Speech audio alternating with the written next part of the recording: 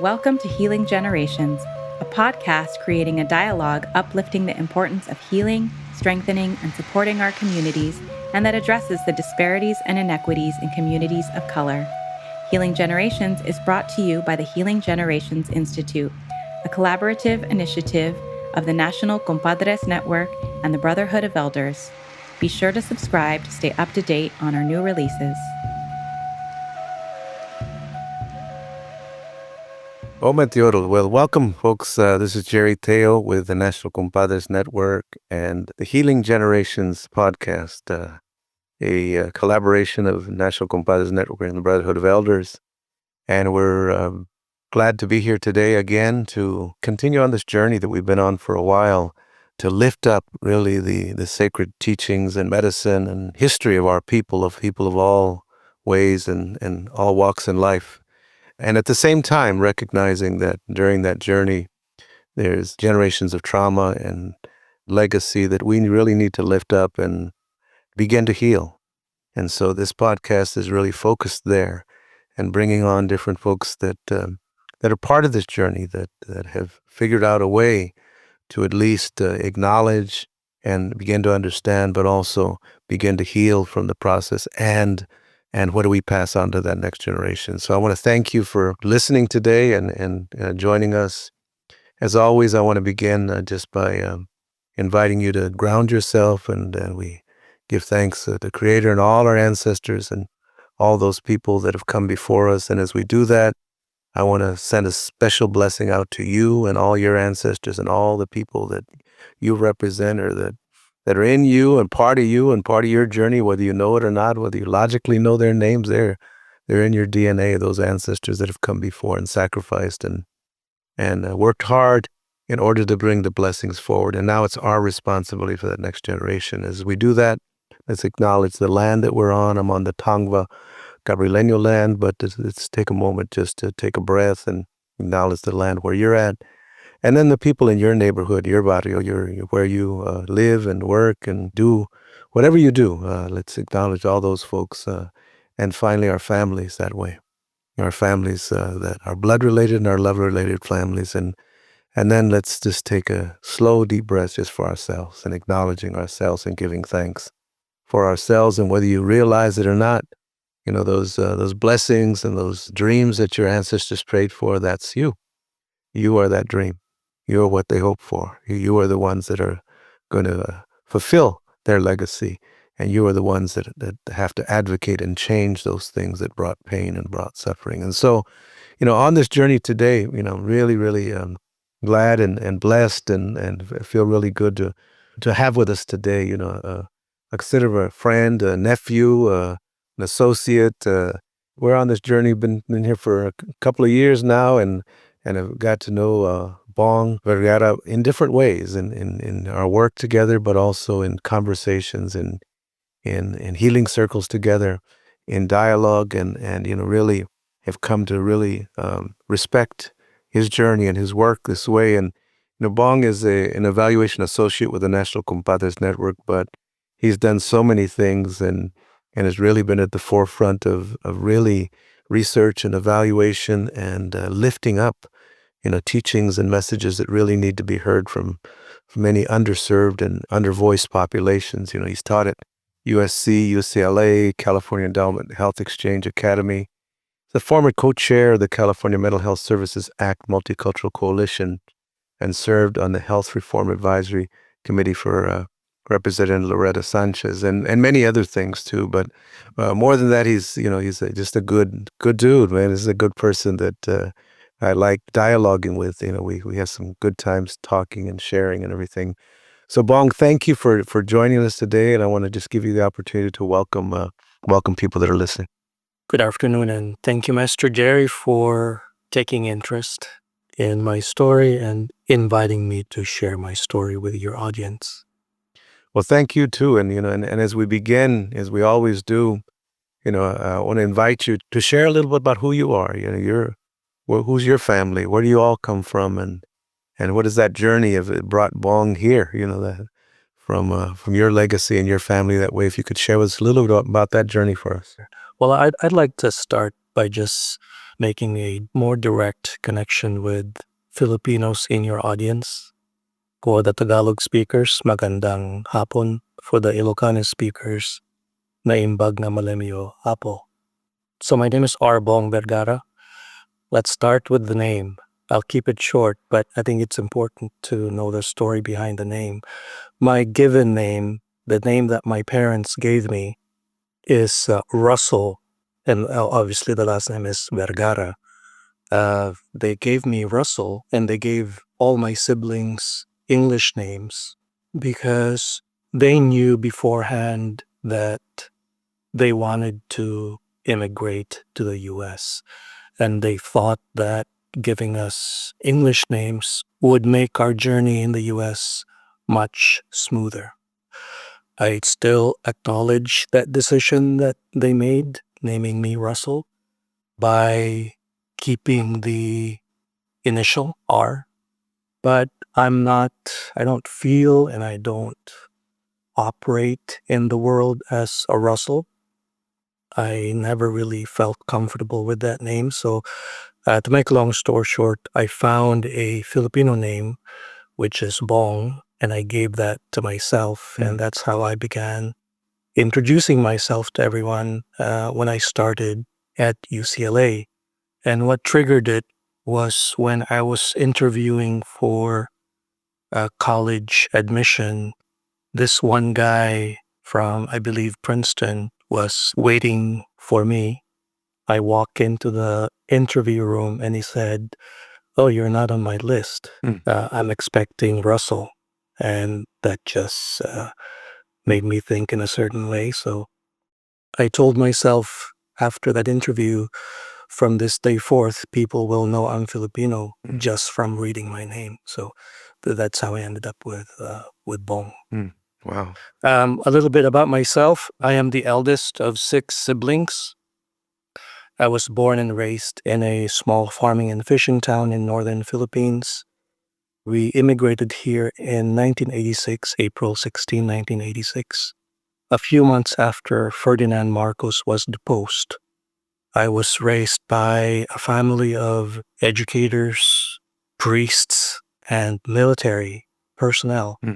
2 of them, in fact, are generals, 5-star generals. And so I'm very familiar with having grown up in the era of martial law in northern Philippines, which President Marcos considers his stronghold. I'm very familiar with warlords ruling the provinces. I'm very familiar with gun violence. I'm very familiar with the trauma that stems from both of those. So when we immigrated here in the U.S., we settled in San Jose, California. The story there is my father's side, they have a long history in the U.S., starting in Hawaii. Because from my province, the Ilocos Sur province, an entire generation of men left to do farm work in Hawaii. Because again, throughout the 1900s all the way to late 1940s, the Philippines was under U.S. control. And so the U.S. needed plantation workers in Hawaii. They needed fisher folk across California, up and down the West Coast. They recruited heavily from my province. And that's in large part the reason why many of the Filipino Americans in the U.S., especially in Hawaii and California, are Ilocano speakers because they're from Ilocos Norte, Ilocos Sur, where the language is Ilocano. And, there's a story that links Ilocanos and Latinos later that I'd like to share when we get there. It connects us in multiple ways, including the formation of the United Farm Workers Union. Anyways, we settled in San Jose, and I spent 4 years there going to Independence High School. Many of the NCN interns are familiar. They're familiar with that gigantic high school. And after my senior year, I decided I want to break out of this social bubble where I wasn't thriving because people knew everything about me being this immigrant who wore square, thick glasses and wore dress pants with white socks to school. I didn't want that identity no more. So I decided I'm going to get as far away from here as possible. That's how I ended up at UCLA. Hmm.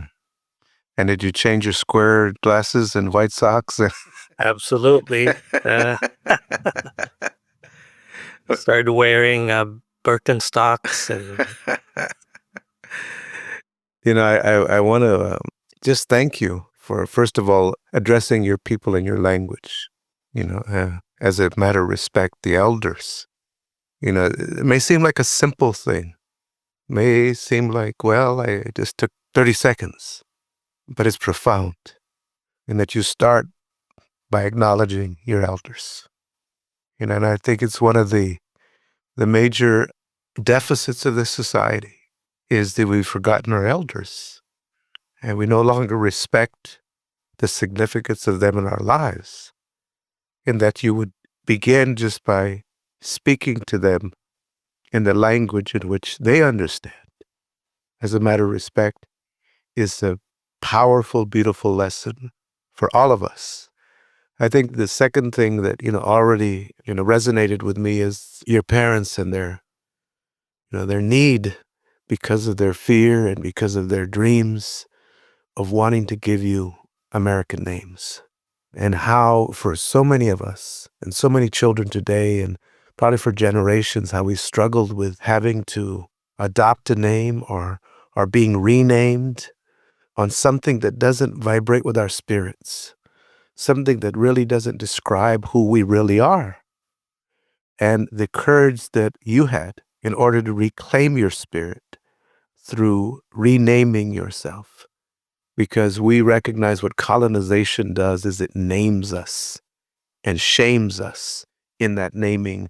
We just heard it by a political candidate, recently, saying these hurtful naming things to populations that shame them and blame them. So it may seem like a simple thing that you took the strength and the power to rename yourself, something that is more identifiable to your ancestors' language, to your people's culture. But what a profound way that you choose to walk in this world, And then again, breaking loose of the stereotypical ways and then having to navigate in this Western world. And I'm sure it wasn't easy. And so I wonder if you can talk to me a little bit about that, about the challenges. You're going to UCLA from, being around your family and being around all your people, and then having to navigate in this Western world at UCLA. What were the challenges there, and what did you face, and how did you get through that? Thinking back to those college days, the biggest challenge was just adjusting to all this freedom to remake myself, to live independently, to make decisions without having to ask permission from my parents or someone else, just relying on my own judgment. And that was the challenge. I mean, one thing that I remember, you're gonna laugh at this, but this really happened. One thing I remember is being in awe of everything that my parents, in fact, made available that I took for granted. For example, toilet paper. There was always toilet paper in the bathroom. It never ran out. And, in college, that thing ran out. It's so simple, but it reminded me of, oh, this is how adulting is. You have to know, and there's no cavalry coming. It's you. You're out on your own. I'm out on my own. So add that to just surviving academically on campus, and it was adjusting was a major thing. I'd say that the other perhaps unique aspect of this adjustment problem was that when I started at UCLA, that was in 1991. So UCLA is in the quarter system. So my first quarter was late September, really October. And around that same time, or if not shortly thereafter, was the LA Rebellion. And I saw and still remember the smoke coming out of downtown, the panic that was on campus, and more importantly, the activism that animated so many of us. I was pre-med. I'd always been pre-med throughout high school. I took all the AP classes in bio, chemistry, etc., etc. So my identity was fully formed, I thought, when I started. I was a North Campus student. I was pre-med. But what changed, what turned things upside down for me was the LA Rebellion. Because it made me ask a question that I struggled to answer, which is, why am I studying microscopic things? MICRO, microscopic things, when I could be studying macroscopic things, MACRO. I asked that question because it was nearly impossible to leave one class from North Campus, go to another class in South Campus, and not interact with student activists or a rally or a hunger strike or a tent city. It was impossible. And plus, there was no way I was going to pass OCAM. I took that darn class twice. When all the study groups could not get the grade that I needed. I slowly explored other fields, stumbled into Asian American studies, which wasn't a minor, an established bachelor's degree yet back then. But there was a movement, a student-led movement, and also faculty-led movement to some extent to bring about curricular reform, including saving the Tagalog class at UCLA, which was still in experimental status, and it was going to run out after the 3 years of that experimental status, and a few classes here and there of Philippine history and Filipino American history. Anyways, I really enjoyed those classes, and I got empowered that there was this passion among student activists to save Tagalog. And when the leader of that campaign was about to graduate toward the spring of 92, he sat down with me and he said, "Bong, I'm graduating. I need to hand off this campaign to someone else. It's you." And I gotta tell you, it felt like my world had just ended, and that I'm carrying such a heavy weight that I had no idea how to execute on that mission, that task. I'd never been part of any campus organizing campaign before. I'd never been part of anything like that before. And to be handed this responsibility, it kind of just, it did something to me where I had to step up and reinvent myself so that I had the capabilities I thought were necessary to deliver. And the need to change from being pre-med to being in the social sciences, the inspiration that I got from the social activists who were allies with community groups and who were activated by the LA Rebellion, the Chicano hunger strike that was happening then on campus, to the World War II campaign to recognize the service-connected benefits of Filipino American veterans. I mean, all these, they were like all happening at the same time, and so that contributed immensely in my political consciousness on campus.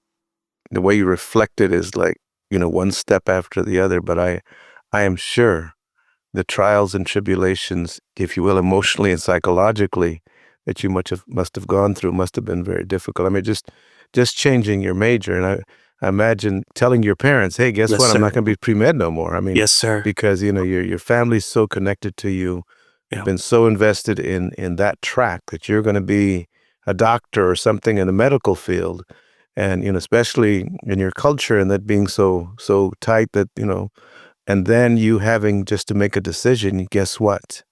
I'm not going to go down that road you thought I was going to go down. I'm going down this different road. Tell me about that a little bit, because I know that must have been It was tough. yeah. It was tough. Even getting the courage to pick up the phone and tell them Hmm. was tough. I mean, Why was it tough? Why was it tough?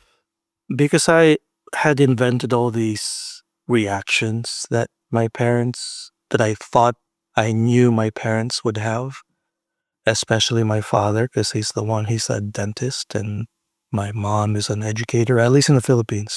My father had a dental practice in the Philippines. My mother was a chemistry teacher. She was the head of the chemistry department at her high school.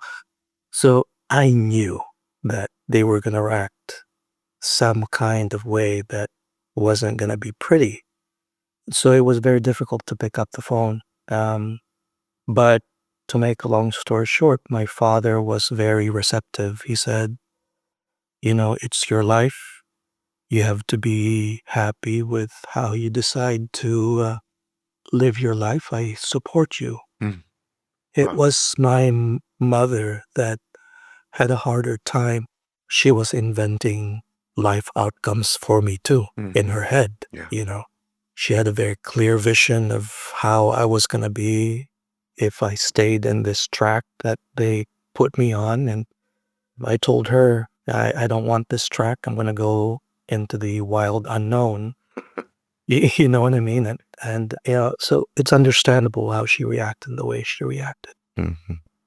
You mentioned something, I think, very important in terms of invented in your mind, how you thought they would react, and how often do we do that? Do we believe somebody's going to react a certain way, but then even understanding the reaction, your father being supportive, but your mother, and my mother was the very same way. What she wanted, my mother's big concern was you were going to be able to take care of yourself. I'm not going to always be able to put the toilet paper there. Yep. I'm not going to always be able to take care of you. And also what I didn't understand is that she had been through so much racism and oppression and lived in poverty. I recount a story of, when I had a family and everything, and asked my mom if she wanted to go camping with us, and she went camping with us, and we were there camping and put the tent out and everything, and then we woke up in the morning, she was sweeping the dirt floor. And I said, "Mom, why are you?" She says, "I know this." She says, "I don't understand you. I worked my whole life to get away from, we lived on dirt floors, and you come for vacation on dirt floors." It was such a distance from what I could understand of what she went through. And she struggled and worked hard and hard and hard to get us away from dirt floors.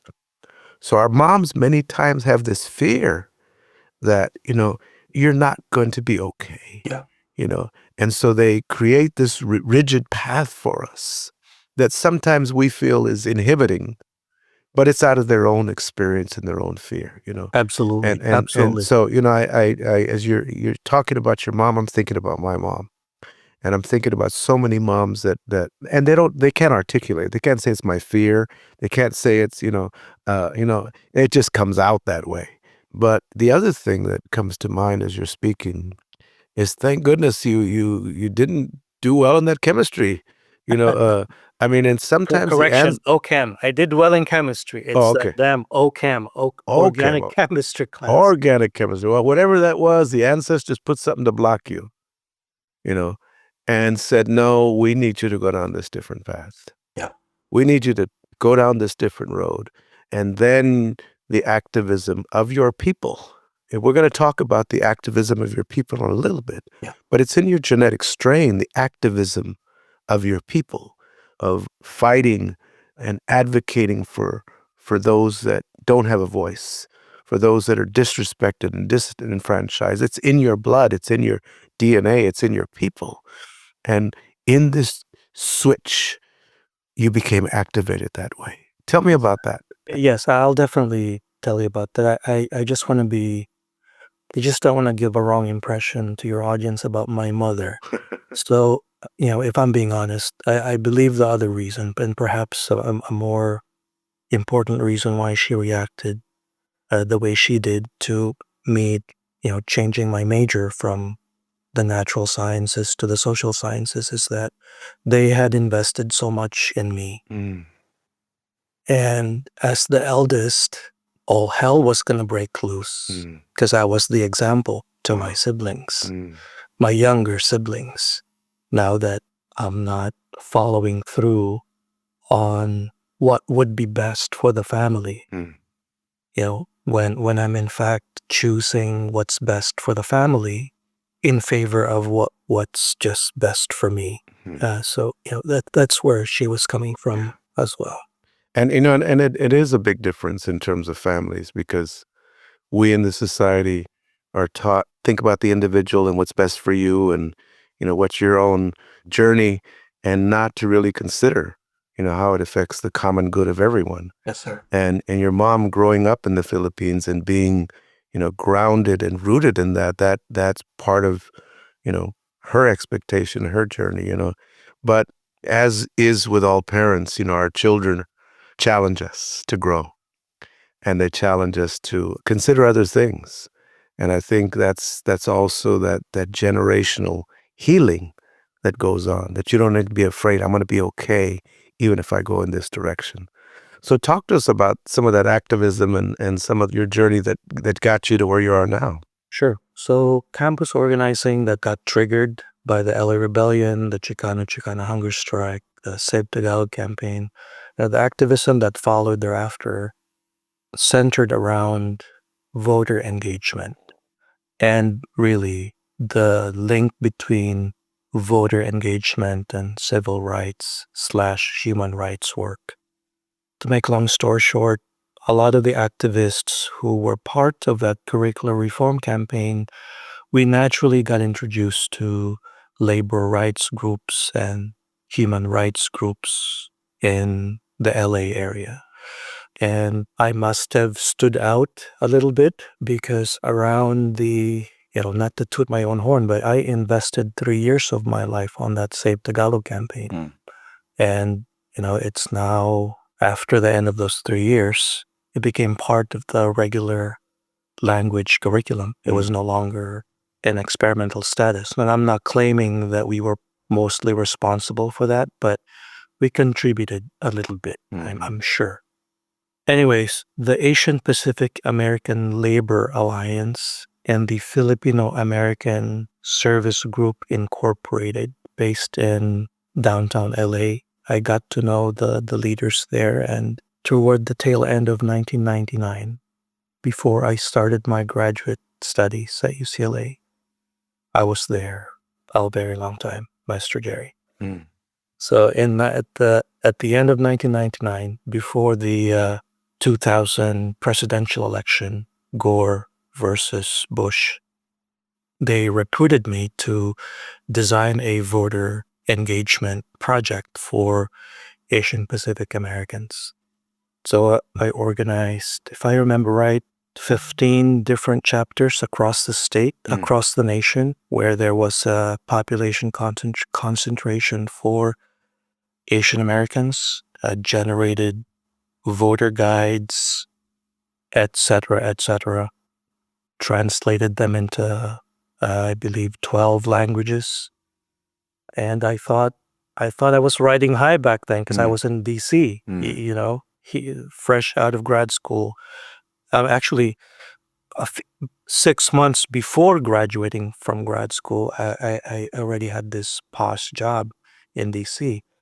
Then the nonsense about the recount happened and Gore ultimately not winning.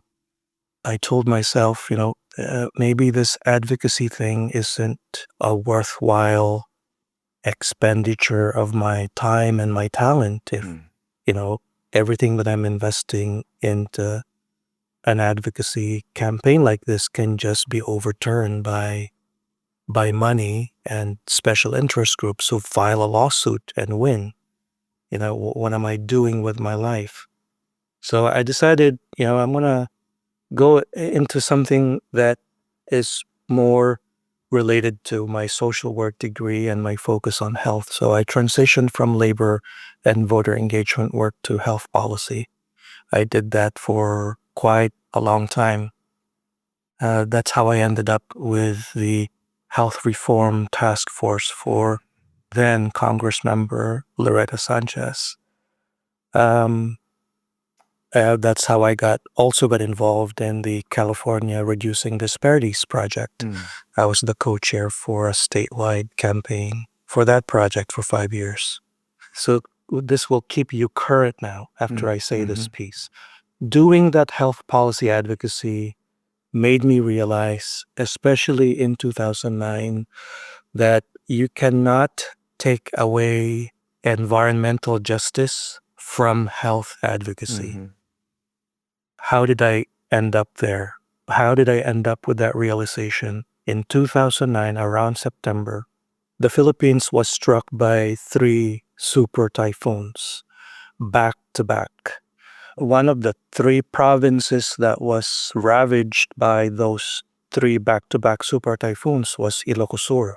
I found myself going on my Facebook account and appealing to UCLA and UC Berkeley alumni to, hey, can you help me gather up disaster relief goods to send so we could send some to these provinces?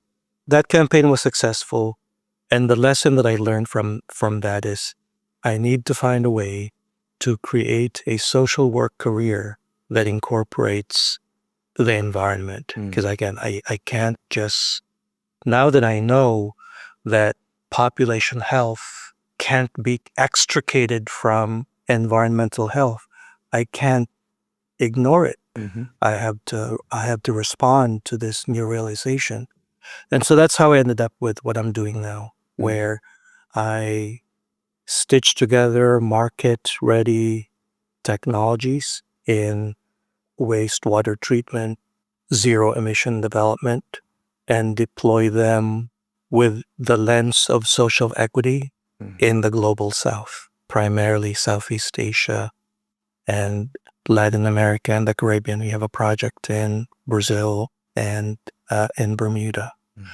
And the other useful thing about that transition from just health policy to include the new term now is planetary health. So I'm just going to use that term.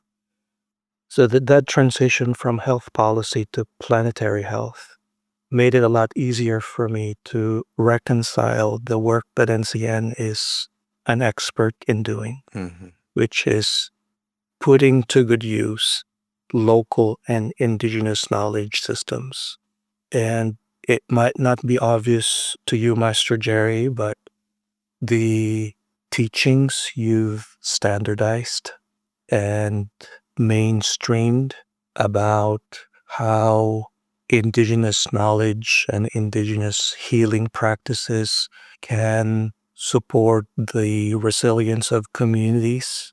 I use those lessons and how I design community benefit plans, community benefit agreements, and how I build a culture of humility among my team to co-design projects with the cities that we work with in the global South. More often than not, a lot of project developers, it's not malicious, but they're so focused on the capabilities of their technology that often the conversation with a project in Hawaii, for example, is that, hey, you have a problem with X, our capabilities can solve that problem in XYZ ways. Let's just go this route, as opposed to, you have a problem with X, let's figure out together exactly what your community needs to happen and their understanding of this problem so that we can co-design a solution. It's not common that project developers co-design and humble themselves enough to co-design the problem definition and the solution-making phases with local communities. My social work background and your teachings as far as the value of the indigenous perspective, the merits of indigenous knowledge, they all encourage me. They all remind me to approach the partnership that we have to have with local communities and in the global south with this humility. Mm-hmm. I really appreciate that, because I think the integration of the knowledge from our indigenous people has always been that of the environment, has always been that of the land. And I joke, that I thought my grandma was crazy because she would walk outside and talk to the plants. She, how beautiful, look how beautiful. And she had a relationship with these plants. She had a relationship, asked permission from the plants to take a little bit to make some yucky tea for us to get better. She'd give it water, and the reciprocity was, I'm going to give you something if you give me permission. So our indigenous relatives have always recognized that we are interconnected with our environment. Yes, sir. We're interconnected with the plants. Yeah, we're interconnected with what we grow. We're interconnected with the sun, and grateful that grandfather's sun comes out, and the earth and all of that. And because of that, we advocate.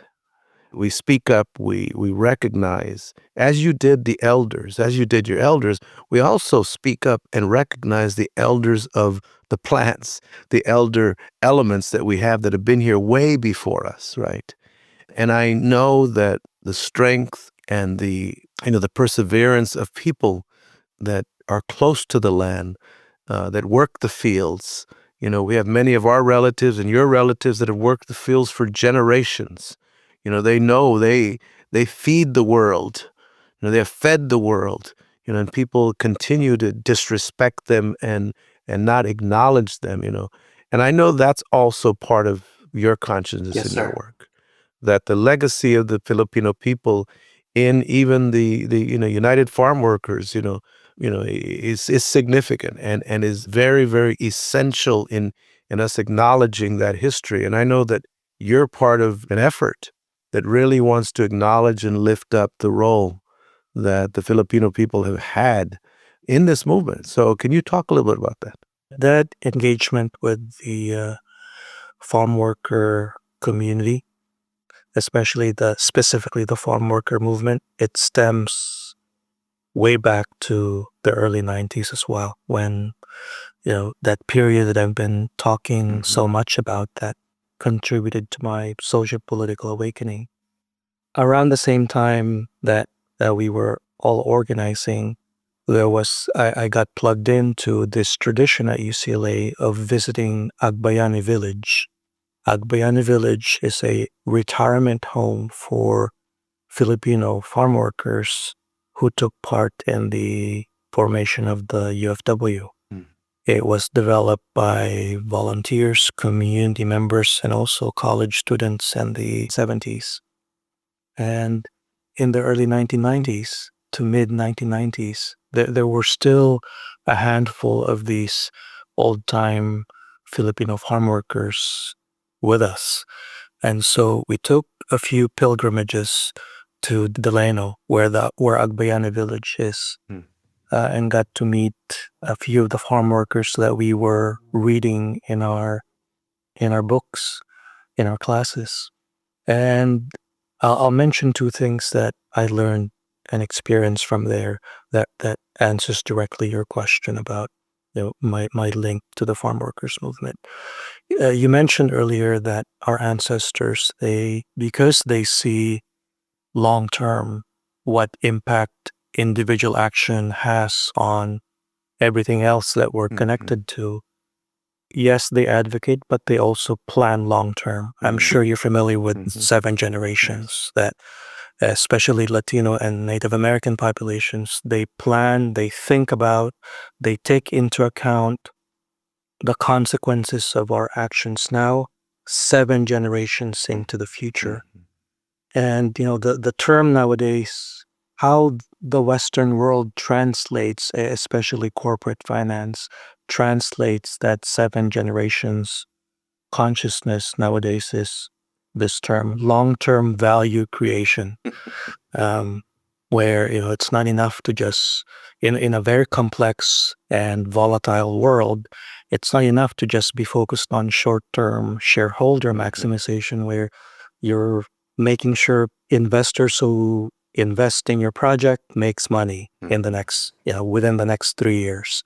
That's no longer enough. People are focused on long-term value creation, not polluting the communities where they have business, not succumbing to corrupt structures that destroy their corporate reputation, etc., or not engage in discrimination in their workforce that lowers or even destroys staff morale, right?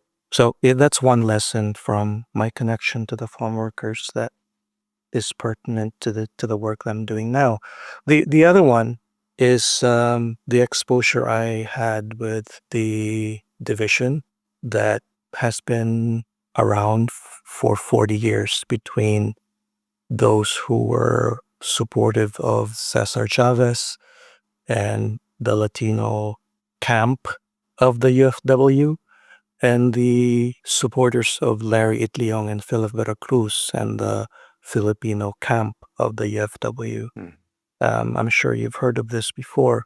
And what I learned from those pilgrimages with those Filipino old timers is that they told us, it was really discouraging. They told all of us that when Philippine President Ferdinand Marcos decided to give an award to the UFW, and us Filipinos told our Latino brothers, Cesar Chavez, don't do that because Marcos is a dictator, that Cesar Chavez decided not to listen to us. It disappoints us that the UFW, its formation, how it's perceived by the American public, has been turned from this multi or interracial project into just this Latino project led by Cesar Chavez. It disappoints us that all that has happened and there's not been a sufficient recognition of the role of Filipino Americans in forming and leading the 1965 grape strike. I mean, without the Filipino farm workers deciding to strike in 1965, there would be no EFW. Right. Let's get that straight, put that on the record. And it took a while for Cesar Chavez and his camp to agree to strike with the Filipino farm workers that ultimately led to the formation of the UFW. And so all these painful reflections that the Manongs, we call them Manong, Manong, Manong, is an Ilocano term that means older brother in English. So these Manongs, these old-time Filipino farm workers, as they were sharing these things that caused them pain, it stuck with me. And I'd say one of the happy resolution of that 40-year struggle to be recognized is it happened a couple of weekends ago when I attended the 60th anniversary of Agbayani Village, the built construction of that retirement home that I referenced earlier. Dolores Huerta, Paul Chavez, and his two sons, they were on stage. Well, his two sons were instrumental in reaching out to the Filipino community to co-organize the commemoration of the 60th. And both Paul Chavez and Dolores Huerta were on stage telling the audience to remember the Filipino farm workers and how they were instrumental in the formation of the UFW. And to me, I mean, just being in that gathering where people were clapping and some were emotional to have heard directly from the son of Cesar Chavez that, hey, don't forget the role of the Filipinos. That was a healing moment. Yeah. It was so healing that after I heard that speech, I didn't want to experience anything else. I stood up, left the tent, and I just meandered across the field just to digest the whole thing. So that's when I started texting you those pictures and giving you play-by-play of what was happening. So, well, I feel the spirit of your ancestors right now that are coming through you.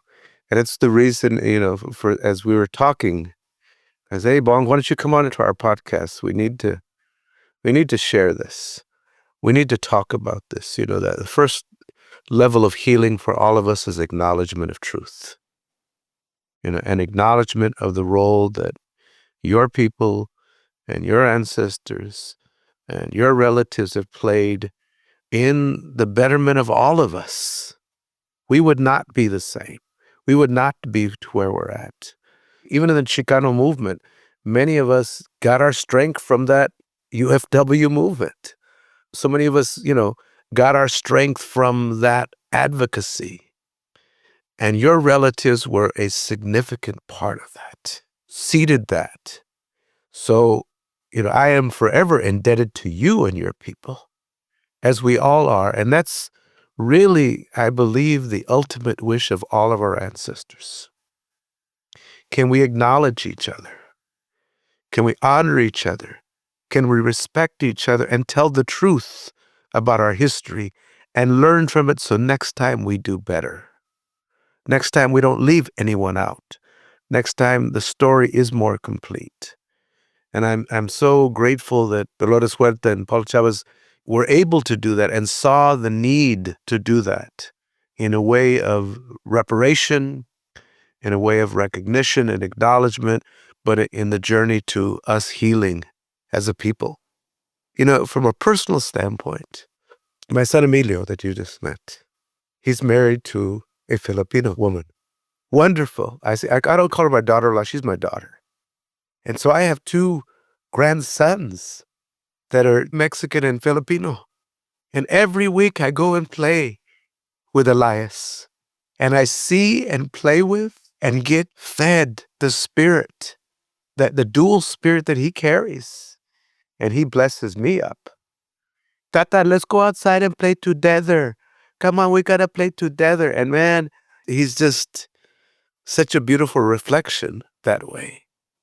So, I see this journey that our ancestors is taking us on, and I want to acknowledge you for being, such a respectful and honorable representative of your people. And we have the privilege at NCN. We've had the privilege of getting to know you, of working with you, of being in prayer with you, being in ceremony, being in healing with you. And, hopefully we have given you something that has helped you on your journey and helped your people as well. And I was wondering if, as we close today, you can talk a little bit about that. The value of local and indigenous knowledge was a very intellectual thing for me. I stumbled on links, local and indigenous knowledge systems. I stumbled on this idea of links in grad school. And the extent to which I understood it was at the intellectual level. But there was something about it that resonated with me deeply enough that it was always in my mental parking lot, you know what I mean?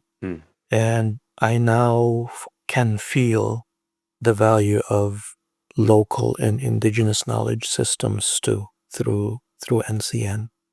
I joke around with Dr. Beto that the NCN evaluation approach that uses Circulo is really evocative. And he asked me, well, what do you mean by that? And the reason why I find myself picking that word is because the Circulo and how it's been standardized in the way that NCN has standardized it. The way NCN does the Circulo has a way of evoking not just understanding, cognitive understanding of how people are navigating the world, the challenges they're facing. It doesn't just evoke compassion, and it doesn't just activate the heart. It also evokes spiritual awakening that, hey, that lesson that you like to remind us about, you are sacred, that you are born sacred. I mean, that's a deeply spiritual evocation of what, in fact, each of us are by nature. And that's probably one of the biggest lessons and experiences that I value from the couple of years that I've been working directly with you and your team at NCN is, seeing how the word spiritual isn't religion, yet that spiritual is connection to the ancestors and their value system that compels them to plan 7 generations ahead, right? They've been talking about long-term value creation before it became a buzzword in the present. And so the value of NCN for me is, it's a platform to continue to express my need for progressive activism. We do a lot of thought pieces where we tell the truth about our experiences as BIPOC people. I never got to do that in my other work that's not NCN. So that's one tremendous value that NCN affords in my life. The second one is it makes me whole by telling me that, hey, the spiritual is linked to the emotional and the emotional is linked to the mental, the cognitive. And by the way, your infatuation with local indigenous knowledge systems links, this is what it means. This is what that looks like. The círculos, the evocation of how the work we do now in healing communities is tied to the practices that started way back then. Yeah. I just want to, really thank you and thank the ancestors and your relatives for breathing into you the values, the history, the consciousness, and the activism that you walk with today. It's makes us better. It enhances what we do. And collectively, we are now lifting up those dreams and those 7-generation hopes and those visions for all people, And, as Mother Teresa says, peace starts one piece at a time. And I want to thank you for your peace. I want to thank you for your contribution, and thank your parents, and thank you the people that are connected to you. And thank you for hanging with us, because we ain't easy sometimes. We challenge ourselves and challenge each other, but it's part of that journey, of us.